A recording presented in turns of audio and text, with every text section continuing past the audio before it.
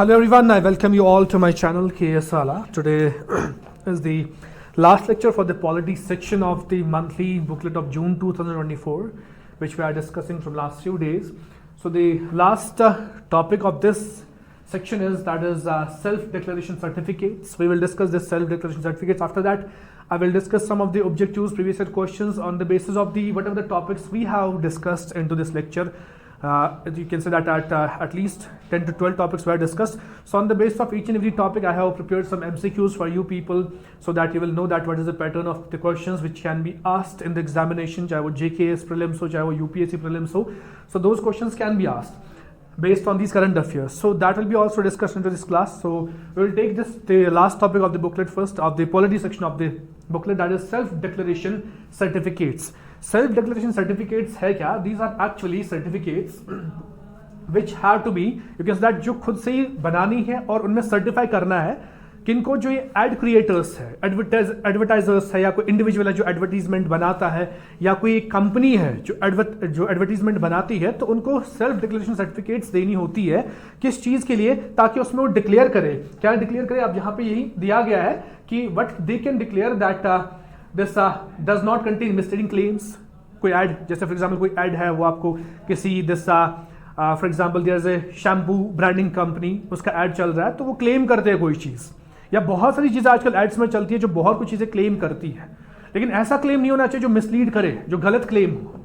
Anything which is there, ठीक है. जैसे फॉर एग्जाम्पल डिफरेंट दवाइयों का ऐड होता है आजकल, जिससे ओबेसिटी कम होने का क्लेम होता है. तो बहुत सारे क्लेम्स करते रहते हैं लोग. इसीलिए सेल्फ डिक्लेरेशन सर्टिफिकेट्स खुद ही डिक्लेयर करना है. जो एडवर्टाइजर है या एडवर्टाइजिंग एजेंसी है, दोनों को, या एडवर्टाइजर है एडवर्टाइजिंग एजेंसी, उनको खुद सेल्फ डिक्लेरेशन जहां उनको डिक्लेयर करना है कि हमारे एड में कोई भी मिसलीडिंग क्लेम नहीं है.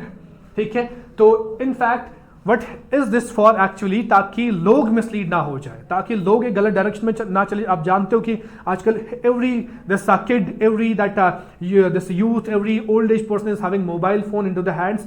तो उस पर काफ़ी एड्स चलते रहते हैं, तो उन एड्स से मिसलीड होते हैं लोग. तो इसीलिए इस पे एक रोक लगाने की कोशिश है, जहां पे एडवर्टाइजर या एडवर्टाइजिंग एजेंसी जो है उसको खुद से ही अपना सर्टिफिकेट देना है. उसमें उसको खुद से डिक्लेयर करना है कि मेरे एड में कोई भी मिसलीडिंग क्लेम नहीं है, या उसको खुद कंप्लाई करना है कि जो भी रेगुलेटरी गाइडलाइंस बनाई गई है बाय डिफरेंट एजेंसीज, चाहे वो केबल टेलीविजन नेटवर्क रूल्स है, जो इस एक्ट के हिसाब से रूल्स बनाए गए थे इन द ईयर 1994 की रूल्स क्या होने चाहिए एड बनाने के टाइम पे, ये खुद से उसको डिक्लेयर करना है उस एडवर्टाइजर को कि मैंने वो रूल्स फॉलो किए हैं. या दूसरा जो है this press Council of India, जो इन्होंने रूल्स बनाए हैं कि अगर आप न्यूज़पेपर आपका है, उसमें आप कुछ लिख रहे हो, ऐड लिख रहे हो, ऐड बस टेलीविजन पे ही नहीं होते, ऐड रेडियो पे भी आता है, ऐड टीवीज पे भी आते हैं, ऐड न्यूज़पेपर्स पे भी होता है. तो कहीं का भी ऐड हो, एडवर्टीजमेंट हो, तो कहीं पे भी मिसलीड नहीं होना चाहिए. अब अगर न्यूज़पेपर की बात करें तो हम जानते हैं उसके लिए प्रेस काउंसिल ऑफ इंडिया है. तो प्रेस काउंसिल ऑफ इंडिया जो एक्चुअली है, तो उनने जो रूल्स बनाए उनसे कंप्लाई कर रहा है. अब मान लो कोई एडवर्टाइजर न्यूज़पेपर में, for example this greater Kashmir in JNK, this the Hindu, अब वो एड अपना न्यूज़पेपर चढ़ाते हैं, लेकिन उनको डिक्लेयर करना है कि इस एड में कोई भी मिसलीडिंग कंटेंट नहीं है, ये पूरा रूल्स के साथ अडेयर कर रहा है, तो उसी सर्टिफिकेट को बोलेंगे हम सेल्फ डिक्लेरेशन सर्टिफिकेट्स. ठीक है. तो अब अभी हुआ क्या है कि ministry of information and broadcasting जो है, इन्होंने ये यू कैन से नेसेसरी बनाया है. इन्होंने ये क्या किया है, इन्होंने मैंडेटरी बनाया है, जो भी एडवर्टाइजिंग एजेंसीज है या एडवर्टाइजर्स, इंडिविजुअल एडवर्टाइजर्स है, इनके लिए मैंडेटरी है ये सर्टिफिकेट सबमिट आपको करनी है. और वो भी किसने डायरेक्टिव दिया है? As per the Supreme Court directive, no advertisement will be permitted to run on television, print media और the internet without a valid self declaration certificate. जब तक एक पर्सन सेल्फ डिक्लेरेशन सर्टिफिकेट नहीं सबमिट करता है, तब तक he will not be allowed to post his ad on the television, चाहे वो टीवी पे, प्रिंट मीडिया, न्यूज़पेपर्स की बात हो रही है या मैगजीन्स की बात हो रही है यहाँ पे, और द इंटरनेट. इंटरनेट के बहुत सारे तरीके हैं हमारे पास इंटरनेट पे, जहां पे हम एड्स चलाते हैं, डिफरेंट सोशल मीडिया प्लेटफॉर्म्स हैं, तो वहां पे हम सेल्फ डिक्लेरेशन सर्टिफिकेट के बगैर वहां पे एड अप नहीं चला सकते. ये किसने बनाया है? Mandatory as per the Supreme Court. तो अब देखो, अब ये सबमिट, अब for example if I am the advertiser, अब मैंने एक ऐड बनाया है, एक तो मुझे एसडीजी पहले तैयार करना है जिसमें मैं ये लिख रहा हूं कि मेरे ऐड में कोई मिसलीडिंग कंटेंट नहीं है और मैं रूल्स के साथ अडेयर कर रहा हूं, जो भी रूल्स बनाए गए हैं उनको फॉलो कर रहा हूं। अब मुझे ये सर्टिफिकेट कहीं पे सबमिट तो करनी होगी, उसके बाद मैं ऐड अपना चला सकता हूं। अब ये कहां कर सकते हैं? दो तरीके हैं, या तो ब्रॉडकास्ट सेवा पोर्टल, अगर मुझे अपना ऐड है जो है टीवी पे चलाना है या रेडियो पे चलाना है तो उस चीज के लिए पोर्टल है, ऑनलाइन पोर्टल है जिसका नाम है ब्रॉडकास्ट सेवा पोर्टल, वहां पे मुझे अपनी सर्टिफिकेट अपलोड करनी है। जब अपलोड करूंगा फिर जब उस पे क्लियरेंस मिलेगी तब जाके I can run my add on the TV और रेडियो। अगर मुझे अपना ऐड चलाना है किस पे? न्यूज़पेपर पे या इंटरनेट पे मुझे अपलोड करना है, किसी भी मीडियम पे, किसी सोशल मीडिया प्लेटफॉर्म पे अपना ऐड, तो मुझे कहां पे सर्टिफिकेट अपलोड करनी है? प्रेस काउंसिल ऑफ इंडिया का पोर्टल जो है वहां पे I have to upload that certificate, जहां पे मैं डिक्लेयर कर रहा हूं कि मैं कोई भी मिसलीडिंग कंटेंट नहीं दे रहा हूं उसमें, और मैं जो भी ये रूल्स है, चाहे वो रूल्स किसके हो, चाहे वो केबल टेलीविजन नेटवर्क रूल्स है, चाहे वो प्रेस काउंसिल ऑफ इंडिया की बनाई हुई रूल्स है, मैं उनको फॉलो कर रहा हूं इस ऐड में, तब जाके ऐड बना है। तो इन दो पोर्टल्स पे we can upload our self declaration certificate. जब वो अप्रूव हो जाएगी उसके बाद वी कैन गो अहेड, जब हम ये एडवर्टीजमेंट जो है ये हम लोगों को दिखा सकते हैं। ठीक है। Now there is additional information about Press Council of India. ये क्या है? एक statutory quasi judicial autonomous authority. Statutory क्या होता है? एक ऐसी बॉडी जो किससे बना है? लॉ से। We are discussing about Press Council of India. What I mentioned, ये क्या है? एक स्टैच्यूटरी बॉडी है। स्टैच्यूटरी बॉडी का मतलब क्या है? ये लॉ से बनाई गई है। लॉ निकाला पार्लियामेंट ऑफ इंडिया ने, ठीक है, तो उस लॉ से, जैसे प्रेस काउंसिल एक्ट, आप देखिए यहां पे एक्ट लिखा है, प्रेस काउंसिल एक्ट। जब लॉ बनाया गया 1987 में, तब जाके ये बॉडी बन गई प्रेस काउंसिल ऑफ इंडिया। और जो भी बॉडी लॉ से बनती है that is called as a statutory body. तो वही एक तो ये स्टैच्यूटरी है और क्या है? Quasi judicial. Quasi judicial. Quasi judicial का मतलब क्या है? कि इसका हाफ नेचर जुडिशियल नेचर है, यानी कि ये क्या, ये इंक्वायर कर सकती है केसेस को। अगर मान लो कि एसडीजी में कोई गड़बड़ थी या मैंने ऐड कोई चढ़ाया without this SDC self declaration certificate, तो प्रेस काउंसिल ऑफ इंडिया मुझ पर इन्वेस्टिगेशन कर सकती है। अदरवाइज हम क्या जानते हैं, नॉर्मली इन्वेस्टिगेट कौन करते हैं? कोर्ट्स। जब केस होता है तो कोर्ट में इन्वेस्टिगेशन चलती है, लेकिन यहां पे क्या है कि Press Council of India acts as a court, quasi judicial body, जो उस चीज पे इन्वेस्टिगेट करवा सकती है कि why I haven't filed this SDC self declaration certificate. उससे पहले मैंने ये क्यों अपलोड नहीं की अपना ऐड चलाने से पहले, तो तभी इसको क्वासी, यानी कि ये कोर्ट का फंक्शन करता है। That is why it's termed as quasi judicial. और ऑटोनॉमस, ये अपने रूल्स पर चलती है, ऑटोनॉमस अथॉरिटी है ये। तो तीन words I mentioned, statutory, quasi judicial और ऑटोनॉमस अथॉरिटी है। ये कैसे ये दिस सेट किया गया है? प्रेस काउंसिल ऑफ इंडिया जब लाया गया 1978, एक्ट जब बनाया गया, बिल जब लाई, एक्ट बना, फिर जाके ये बॉडी बन गई Press Council of India. Role क्या है इनका? Preserving the freedom of the press by maintaining and improving the standards of newspapers and the news agency in India. इनका रोल यही है कि फ्रीडम ऑफ प्रेस को मेंटेन करवाना है।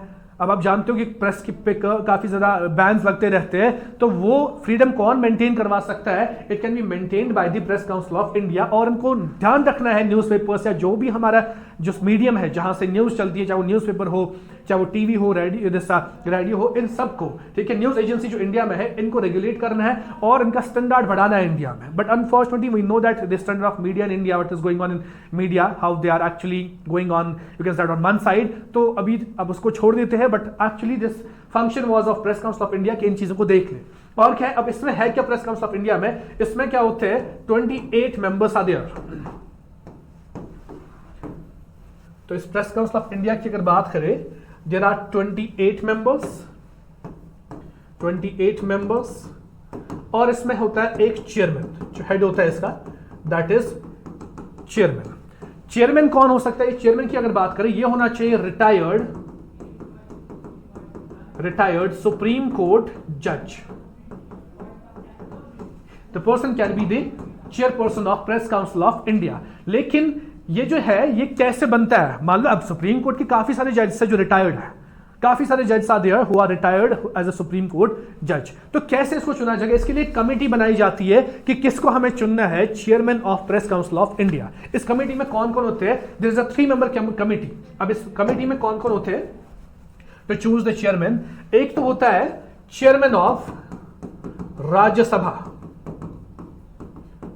चेयरमैन ऑफ राज्यसभा होता है, speaker of Lok Sabha, he is the second member. और इस कमेटी में तीसरा जो 28 की मैं बात कर रहा था, एक 28 मेंबर्स, इसमें से कोई एक मेंबर आता है जो इस कमेटी का मेंबर बनता है। So you can say that 28 members, उसमें से आउट ऑफ 28 1 member। ठीक है, तो ये 3 लोग बनाते हैं एक कमिटी जो फिर नॉमिनेट करते हैं कौन से सुप्रीम कोर्ट रिटायर्ड जज को हम चुनेंगे chairman of Press Council of India. So that was all about Press Council of India. कैसे बनी है बॉडी, ये एक स्टैच्यूटरी बॉडी है, इसमें कितने लोग होते हैं, 28 मेंबर्स होते हैं और एक चेयरमैन होते हैं, दैट मींस टोटल 29 मेंबर्स है यहाँ पे। तो जैसा एंड उसके बाद जो ये चेयरमैन है इसमें इसको कैसे चुना जाता है, ये कौन होता है, supreme court retired supreme court जज होता है। और कौन इसको चुनते हैं, actually committee consist of chairman of Rajya Sabha, speaker of Lok Sabha, और जो 28 मेंबर्स होते हैं उसमें से एक मेंबर जो खुद से चुनते हैं किस मेंबर को हम इस कमेटी का मेंबर बनाएंगे। फिर वो कमेटी चुनती है कि किस रिटायर्ड सुप्रीम कोर्ट जज को हमें क्या बनाना है, this chairman of Press Council of India. अब इसका सिग्निफिकेंस क्या है, स्टेप का सिग्निफिकेंस इट इजी दैट हमारा जो ये प्रेस का ये जिस ट्रांसपेरेंसी है और अकाउंटेबिलिटी बढ़े। अब अगर मैं एक एडवर्टाइजर हूं, जब मैं खुद से डिक्लेयर कर रहा हूं कि मेरे एड में कोई भी ऐसी चीज नहीं है जो मिसलीडिंग है, दैट मींस मैं अकाउंटेबल हूं। कल को अगर ऐसा पाया गया कि उस एड में ऐसा कुछ था तो अकाउंटेबल मैं हूं खुद से, क्योंकि मैंने डिक्लेयर किया था, तो मुझ पे उस टाइम पे कार्रवाई हो सकती है और ट्रांसपेरेंसी आएगी इस चीज से। जब मैं खुद जो है मुझे पता है कि मुझे सर्टिफिकेट प्रोड्यूस करनी है आगे अपने एड के बारे में, सो मैं भी वैसे ही यू कैन से दैट एक ओपन तरीके से काम करूंगा। मैं अपने एड्स में कुछ ऐसा नहीं डालूंगा जो मिसलीड करे इनको लोगों को। और दूसरा सिग्निफिकेंस क्या है इसका, first I mention that this step जो ये सेल्फ डिक्लेरेशन सर्टिफिकेट्स है, इससे क्या होगा, क्या बढ़ेगा इससे, accountability and transparency. First was accountability and transparency. Second thing which is actually significant that is, इससे क्या होगा, कंज्यूमर प्रोटेक्शन जो है इससे बढ़ेगा। क्यों, क्योंकि जब हम खुद से रोकेंगे ऐसे कंटेंट को जिसमें मिसलीडिंग इंफॉर्मेशन होगी, जो मिसलीड करेगा कंज्यूमर्स को, जब हम खुद से रोकेंगे क्योंकि हमें सर्टिफिकेट प्रोड्यूस करनी है, तो इसकी वजह से कंज्यूमर जो है वो क्या रहेगा, प्रोटेक्टेड रहेगा, वो भी मिसलीड नहीं होगा, वो डिफरेंट डायरेक्शंस में नहीं जाएगा। और क्या होगा, जब इसका इंप्लीमेंटेशन होगा तो इससे क्या होगा कि इससे दिखता है कि जो लेजिस्लेशन कंट्री में चल रही है, जो रूल्स है उनके साथ कंप्लेंट्स रखते हैं लोग, उनको मानते हैं और उनके जो रूल्स बनाए जाते हैं लेजिस्लेशन में। आप देखो ये भी किसने बनाया है, रूल्स बनाए हैं हमारी गवर्नेंस ने, हमारी पॉलिटिकल स्ट्रक्चर ने, तब जाके उसको फॉलो करना है। तो इससे वो कंप्लायंस जो है वो फॉलो पूरा होता है, फिर लोग सुनते हैं इन चीज़ों को और हमें भी फिर भरोसा होगा कि इन पे एडवर्टाइजर्स पे, क्योंकि जब हम भी जानते हैं कि ये इनको पहले क्या देना पड़ता है, SDC देना पड़ता है, तो हम भी फिर आसानी से जो वो कंटेंट चढ़ाते हैं वो हम मान सकते हैं वैलिड है, वो हम मान सकते हैं कि ये मिसलीडिंग नहीं होगा। सो इसकी सिग्निफिकेंस है not a big topic for you people. So you have to only remember about कि जो भी एडवर्टाइजर है, एडवर्टाइजिंग एजेंसी, उनको पहले SDC यानी कि सेल्फ डिक्लेरेशन सर्टिफिकेट्स अपलोड करनी होती है, then they can run their advertisement on TV, on the radios, on the newspaper and on the internet. That was all about this section of polity booklet, of this monthly booklet. So after that I have prepared some MCQs. I will solve those MCQs for you people ताकि आप समझ पाओ कि questions जो है ये किस तरीके से करने पड़ते हैं।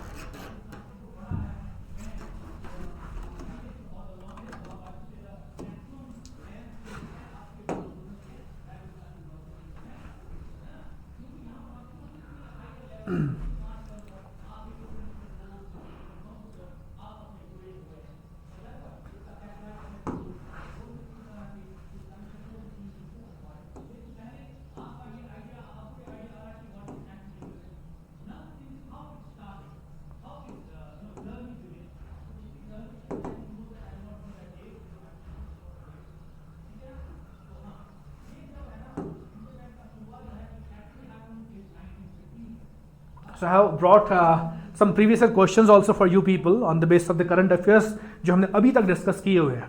So the first question in this series is that proportional representation is not necessary in a country where. कुछ 4 ऑप्शंस है. 1997 में ये क्वेश्चन पूछा गया था. We have in detail discuss the proportional representation. हमने देखा था प्रोपोर्शनल रिप्रेजेंटेशन क्या था, जहां पे 2 से ज्यादा पार्टीज या मल्टी पार्टी सिस्टम होगा, वहां पे it is better to implement the proportional representation. India में क्या चल रहा है, first past the post system. बावजूद इसके कि यहाँ पे बहुत सारी पार्टीज है, जो मैंने आपसे कहा था उस टॉपिक में कि कैसे यहाँ पे एक ऐसी पार्टी विक्टोरियस होती है जो मैक्सिमम लोगों को रिप्रेजेंट नहीं करती है. For example BJP 40% votes are there with BJP, तब भी उनने सरकार बनाई है. दैट मींस 60% पीपल को रिप्रेजेंट करते ही नहीं है. इसे कहते हैं first past the post system. तो प्रोपोर्शनल रिप्रेजेंटेशन क्या होगा, जब according to votes, for example अगर बीजेपी के पास 40% वोट्स है तो उनको लोकसभा में 40% सीट्स मिलेंगी, अगर किसी पार्टी के 30% वोट्स है उनको लोकसभा में 30% सीट्स मिलेंगी। तो ऐसे ही मल्टी पार्टी सिस्टम के साथ काम करता है। तो यहां पे हमारे पास बेस्ट ऑप्शन क्या है, या अब क्या क्या रहा है कि ये is not necessary in a country where, कहां पे, जहां पे टू पार्टी सिस्टम डेवलप्ड होगा वहां पे जरूरी, वहां पे कोई फायदा नहीं है प्रोपोर्शनल रिप्रेजेंटेशन का। इसका फायदा वहीं पे है जहां पे बहुत सारी पार्टीज जो है पॉलिटिकल सिनेरियो में है, वहां पे proportional representation is a good scheme for the political scenario of the country. So इसका ऑप्शन क्या रहेगा सही, a two party system has developed, वहां पे proportional representation is not necessary. ठीक है, second question, that is if president of India exercises his power as provided under article 356 of the constitution in respect of a particular state. तो article 356 जो है हमें जानते हैं ये क्या प्रेसिडेंट रूल है। तो ये यही कह रहा है जब प्रेसिडेंट रूल जो है जब वो होता है, वो अब जब प्रेसिडेंट एक्सरसाइज करता है पावर इस आर्टिकल के अंडर, तब क्या होता है, तब यह पहला ऑप्शन बता रहा है assembly of the state is automatically dissolved. क्या उस टाइम पे असेंबली ऑटोमेटिकली डिसॉल्व होता है? ठीक है, सो ऐसा नहीं है, ऑटोमेटिकली डिसॉल्व नहीं होता है। तो उस टाइम पे एक्चुअली क्या होता है, दैट प्रेजेंट रूल के टाइम पे दो चीजें होती है। एक तो होता है that when present rule is there, उस टाइम पे there can be two things, that एक तो होता है लेजिस्लेचर और होता है एग्जीक्यूटिव। उस टाइम पे एग्जीक्यूटिव ऑटोमेटिकली प्रेजेंट के अंडर आता है। ठीक है, एंड जो दिस लेजिस्लेचर है, ठीक है, जब प्रेजेंट रूल आता है दो चीजें आई मेंशन, एक तो एग्जीक्यूटिव होता है स्टेट में और क्या होता है लेजिस्लेचर। एग्जीक्यूटिव किसके अंडर आता है, प्रेजेंट के अंडर आता है। और रही बात लेजिस्लेचर के, लेजिस्लेचर जो है वो किसके, पार्लियामेंट के अंडर आता है। फिर पार्लियामेंट प्रेसिडेंट को पावर दे सकता है कि आप उसका लेजिस्लेचर भी देख सकते हो, एक स्टेट का लेजिस्लेचर भी देख सकते हो। तो पहला जो ऑप्शन है the assembly of the state is automatically dissolved, ऐसा नहीं है। The powers of the legislature of that state shall be exercised by or under the authority of the Parliament. अभी मैं यही आपसे कह रहा था, या तो पार्लियामेंट के पास चला जाता है legislative power of the state, या तो पार्लियामेंट किसी को डिजिग्नेट कर, प्रेसिडेंट को ही बता सकती है कि इस पावर को आप अपना वहां पे आप वहां का लेजिस्लेचर चलाओ। तो This can be the best option for this question. Third is Article 19 is suspended in that state. ऐसा नहीं है, Article 19 सस्पेंड नहीं होता है। ये कब होता है यार, जब हम नेशनल इमरजेंसी की बात करते हैं तो वहां पे कुछ चीजें होती है Article 19 में, लेकिन at the time of presidents rule under Article 356 ऐसा कुछ Article 19 के साथ नहीं होता है। Next is the president can make laws relating to that state, ऐसा भी नहीं है, प्रेसिडेंट नहीं, ये किसको पावर मिलता है, पार्लियामेंट ऑफ इंडिया को। हाँ, पार्लियामेंट ऑफ इंडिया जो है वो पावर दे सकता है प्रेसिडेंट को, लेकिन एक्सक्लूसिवली प्रेसिडेंट के पास नहीं होता है। हाँ, एक चीज है एग्जीक्यूटिव जो होता है स्टेट का, एग्जीक्यूटिव यानी कि गवर्नमेंट, वो जो है वो सारा वो उसका पावर जो है वो सारा किस में आता है, प्रेसिडेंट के अंदर। So the best option for this question can be the powers of the legislature of that state shall be exercised by or under the authority of the Parliament. इसके बाद next is question number 3, which of the following are not necessarily the consequences of the proclamation of the president's rule in a state. तो अगर ये बोला जाता है कि president rule लग गया किसी स्टेट में, तो इनमें से क्या नहीं होगा, what is not the consequence. तो क्या नहीं हो सकता, अगर हम पहला देखें, dissolution of the state legislative assembly, क्या स्टेट लेजिस्लेटिव असेंबली डिसॉल्व होती है? ऐसा जरूरी नहीं है। अब देखो फिर से बता रहा हूं, स्टेट में क्या होता है, अब देखो 3 लेवल ऑफ गवर्नमेंट या 3 लेवल पे होता है स्टेट में। एक तो होता है स्टेट का एग्जीक्यूटिव यानी कि स्टेट की गवर्नमेंट, जैसे यहाँ पे JNK में गवर्नमेंट अभी एनसी की गवर्नमेंट है, और लेजिस्लेचर, लेजिस्लेचर का मतलब कि जहां पे एमएलए सब बैठते हैं उसे कहते हैं लेजिस्लेचर। और थर्ड है local bodies, third is local bodies. Executive जो है उस टाइम मैंने अभी भी बोला था, एग्जीक्यूटिव प्रेसिडेंट के रूल के टाइम पे सीधे चला जाता है under the president of India. ठीक है, और जो लेजिस्लेटिव है और जो लोकल बॉडीज है उनके साथ क्या उस टाइम पे क्या होता है, वो पार्लियामेंट के अंडर आते हैं। तो ये ऐसा ही डिसॉल्व नहीं होता है सीधे स्टेट लेजिस्लेटिव असेंबली, हो सकता है, हो नहीं भी सकता है। ठीक है, तो यहां पे क्या पूछता है, नेसेसरीली द कॉन्सिक्वेंस, यानी कि जो होगा ही होगा। अब ये जरूरी नहीं है कि स्टेट लेजिस्लेटिव असेंबली होगा ही होगा, ये हो भी सकता है, नहीं भी हो सकता है। ठीक है, तो इसीलिए decision of the state legislative assembly जो है ये जरूरी नहीं है हो जाए। ठीक है, second is removal of the council of ministers in the state. Council of ministers मतलब एग्जीक्यूटिव की बात हो रही है। अभी मैं आपसे कह रहा था कि एग्जीक्यूटिव जो है, एग्जीक्यूटिव पावर वो सारा किसके हाथ में आता है, प्रेसिडेंट के हाथ में आता है। तो ऑटोमेटिकली ये तो होना ही है, removal of the council of ministers in the state, ये तो होगा ही होगा।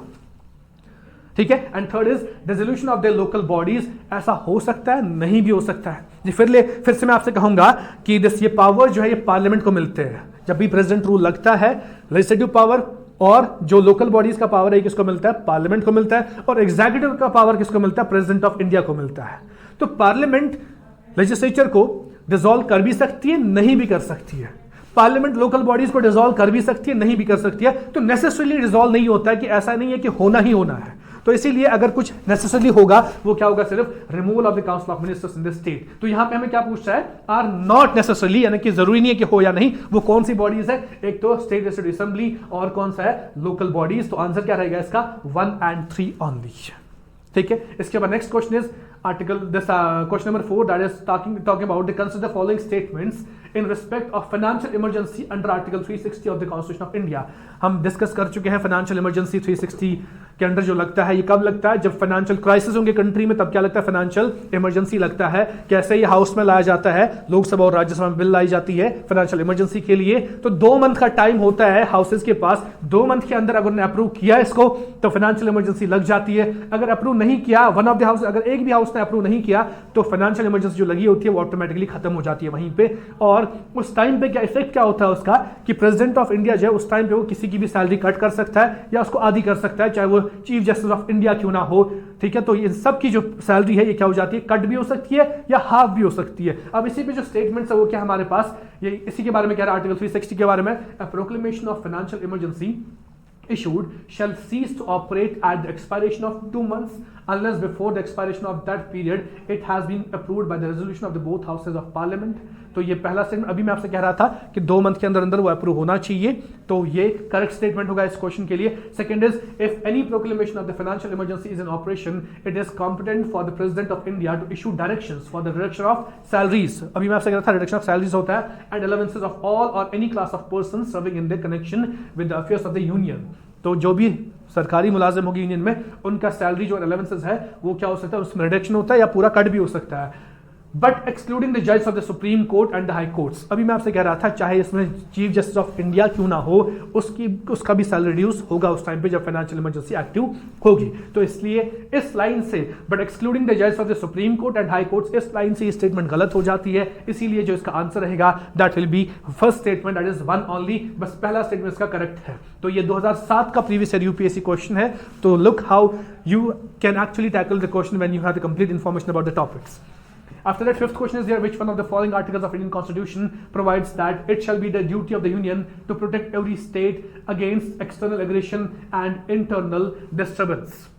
तो हम जानते हैं जो इमरजेंसी है, इमरजेंसी 3 आर्टिकल्स के अंडर आती है। एक तो 352 which talks about the national emergency, दूसरा 356 है जो प्रेसिडेंट रूल की बात कर रहा है, तीसरा 360 है जो फाइनेंशियल इमरजेंसी की बात करता है। तो हम देखेंगे, अगर हमें इसमें गेस भी करना होगा कि कौन सा आर्टिकल करीब है, इनके बीच में कौन सा आर्टिकल है, कौन सा आर्टिकल कहता है ये ड्यूटी होगी यूनियन की प्रोटेक्ट करना स्टेट को, जब भी एक्सटर्नल एग्रेशन होगा या इंटरनल डिस्टर्बेंस होगी तो ये ड्यूटी होगी स्टेट की उस टाइम पे प्रोटेक्ट करना। ये कौन सा आर्टिकल इसके करीब हो सकता है, आर्टिकल 355, क्योंकि 352 से लेकर 360 तक टोटल जो इमरजेंसी के बारे में बात होती है उस टाइम पे स्टेट का काम क्या होगा, ये सब बातें किसके बारे में है, इमरजेंसी के बारे में है। तो आर्टिकल 275 काफी दूर है इन प्रोविजन से, 325 भी काफी दूर है, 215 का तो सवाल बनता ही नहीं है। तो 355 आर्टिकल जो है ये बोलता है कि स्टेट की ड्यूटी है प्रोटेक्ट करना कंट्री को उस टाइम पे जब यहाँ पे क्या होगा, एक्सटर्नल एग्रेशन होगा या इंटरनल डिस्टर्बेंस होगा। 2003 का सवाल है, तो article 355 will be the correct answer for this question.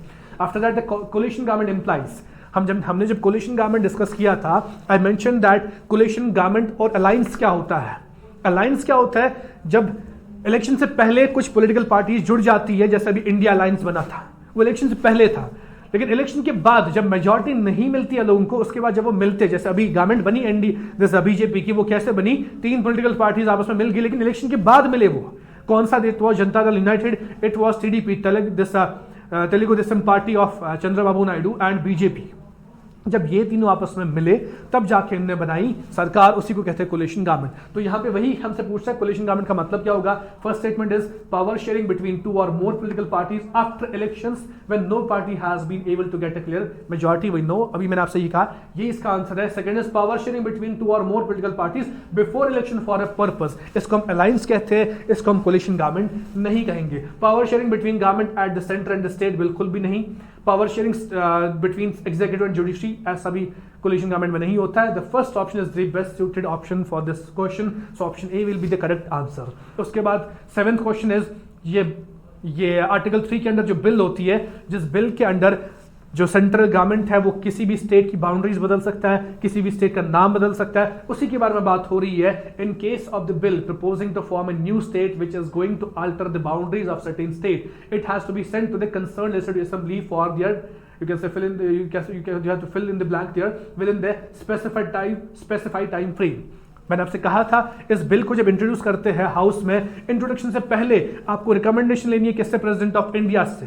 लेकिन प्रेसिडेंट ऑफ इंडिया भी पहले किसको भेजेगा? ये स्टेट, जिस स्टेट के साथ चेंज लानी है, जिसकी बाउंड्री है, जिसका नाम चेंज करना है, पहले वो बिल जाएगी कंसर्न स्टेट लेजिस्लेचर। फिर मैंने आपसे कहा था क्या उनके बोलने से कुछ फर्क पड़ता है? It's just for the information कि एक्सप्रेस करें अपने ओपिनियन, वो उनका कुछ सुना नहीं जाएगा, कोई मतलब नहीं है कि उनके व्यूज क्या होंगे। President will not get affected by the views of that state legislature. तो यहां पे आप देखो तो उसमें क्या एक्सेंट, क्या उनको एक्सेंट देना पड़ता है उस बिल पे? नहीं, ऐसा नहीं है, उनका एक्सेंट जरूरी नहीं है। क्या उनको एग्रीमेंट करना पड़ता है? क्या वो मानेंगे तभी ऐसा होगा? बिल्कुल भी ऐसा नहीं। जब वो अप्रूवल देंगे तब ऐसा होगा, ऐसा बिल्कुल भी नहीं है। It's just for the expression of opinion. President को बताता है कि हम आपके स्टेट के साथ ये करने जा रहे हैं, तो इस पे बिल आने वाली। It's just for the information of that state. So best option can be the expression of the opinion. उसके बाद 8th question is there.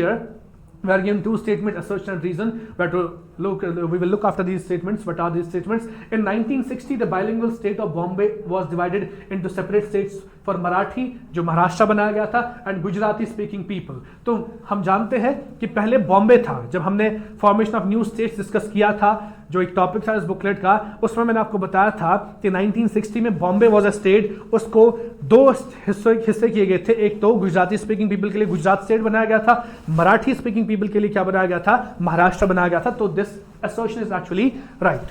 After that, reason. In 1966, the state of Rajasthan was also divided into two states, Punjab for Punjabi speakers and Rajasthan for Rajasthani और Hindi speakers। ऐसा बिल्कुल भी नहीं हुआ क्या था? पंजाब के दो हिस्से हो गए थे। पंजाब रखा गया था पंजाबी स्पीकिंग स्टेट्स पीपल के लिए, और हरियाणा बनाया गया था as well as Himachal. Haryana and Himachal Pradesh was created for the Hindi speaking people.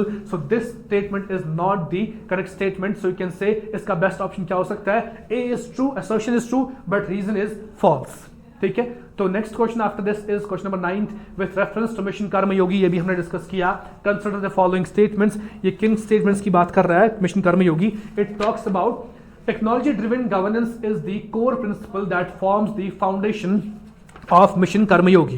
When we discuss the mission Karmayogi, वहां पे हमने देखा था कि मिशन कर्मयोगी क्या था? ये सिविल सर्वेंट्स के लिए था, ताकि उनकी कैपेसिटी बिल्डिंग हो जाए, उनको you can say that they can work in a proper way. तो उसी के बारे में बात हो रही थी कि अभी technology driven governance is a core principle. हाँ बिल्कुल है कि टेक्नोलॉजी ड्रिवन गवर्नेंस हो, ई गवर्नेंस की बात हो रही थी, ये कोर प्रिंसिपल होना चाहिए। ऐसी the integrated this government online training I got platform of Mission Karmyogi is primarily based on their performance appraisal। ये कह रहा है ये किस पे बेस्ड है कि परफॉर्मेंस जिसका अच्छा होगा तो उसको अप्रेज किया जाएगा। ऐसा बिल्कुल भी नहीं है। जो ये था it was actually that capabilities जो ये लेवल्स जो होंगी इंडियन सिविल सर्वेंट्स की, तो वो काफ़ी बढ़ जाए, ताकि वो दिस ऑनलाइन प्लेटफॉर्म्स का यूज़ करे, ताकि ट्रेनिंग भी ऑनलाइन। अब ज़रूरी नहीं है कि आप ऑफलाइन कोर्सेज में जाके ट्रेनिंग ले रहे हो, कभी आपके फील्ड में काम होता है तो आपके पास टाइम नहीं होता ऑफलाइन के लिए। तो ये ऑनलाइन ट्रेनिंग प्लेटफॉर्म है, ये बनाया गया था ताकि सिविल सर्वेंट्स जो है वो आगे बढ़ पाए, वो नई चीज़ें सीखे कि गवर्नेंस को आगे कैसे बढ़ाना है, कैसे हमें काम करना है। So this statement is not actually the correct statement. ये बेस्ड नहीं है परफॉर्मेंस अप्राइजल पे, ये बस सीखने के लिए एक प्लेटफॉर्म है जो ऑनलाइन प्लेटफॉर्म है। So here only statement first will be correct and second statement is the wrong statement actually. उसके बाद last question is there, what defines misinformation? We have discussed the misinformation topic। हमने देखा था एक ऐसा information जो जानबूझ के मिसलीडिंग कंटेंट जो है उसको प्रोपेगेट नहीं कर रहा है। हमने देखा डिसइंफॉर्मेशन क्या था? जहां पे आपका मकसद होता है कि हालात खराब हो जाए, ऐसी इंफॉर्मेशन को प्रोपेगेट करना, उसे कहते थे डिसइंफॉर्मेशन। लेकिन मिसइंफॉर्मेशन आपका कोई इंटेंशन नहीं होता है कि आपके इस मैसेज से, आपके इस इंफॉर्मेशन से कोई मिसअंडरस्टैंडिंग क्रिएट हो। तो वही आप पूछता है कि मिसइंफॉर्मेशन को कैसे डिफाइन करेंगे? First is information that is true but misunderstood. Second intention false information, intentional false information meant to mislead, इसे हम कहते हैं disinformation. Information spread for entertainment purpose only, ऐसा बिल्कुल नहीं है।